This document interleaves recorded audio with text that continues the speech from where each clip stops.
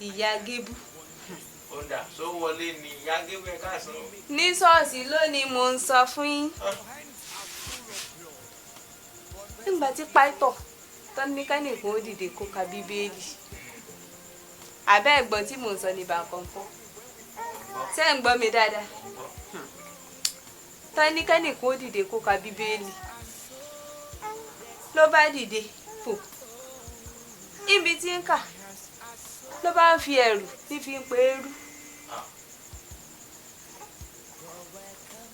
Ṣé kò rí pé ayan ń dì ní? Ọmọ mi kì í ṣe ìwé Lúùkù orí kẹjọ ẹsẹ̀ kẹẹ̀dọ́gbọ̀n kan ló sọ. Ó ní o, wọ́n sì yàn ń dì o.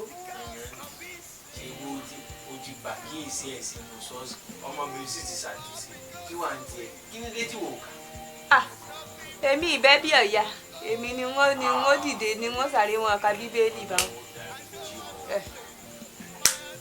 Mo ti sọ fún ọba ti dé ìlú ṣọ́ọ̀ṣì tó bá lọ kí ní bí n wò mọ̀ ká òun sì pé ọ̀gá n wò sì ti ṣáájú ẹ̀ lé ọ sì ti rà àṣìṣe rẹ̀ ó ti pè sí oúnjẹ tó gbọ́rù mi mọ́ ewu ni ká tiẹ̀ lé kó jẹ́ pé ẹjọ́ kò tó kán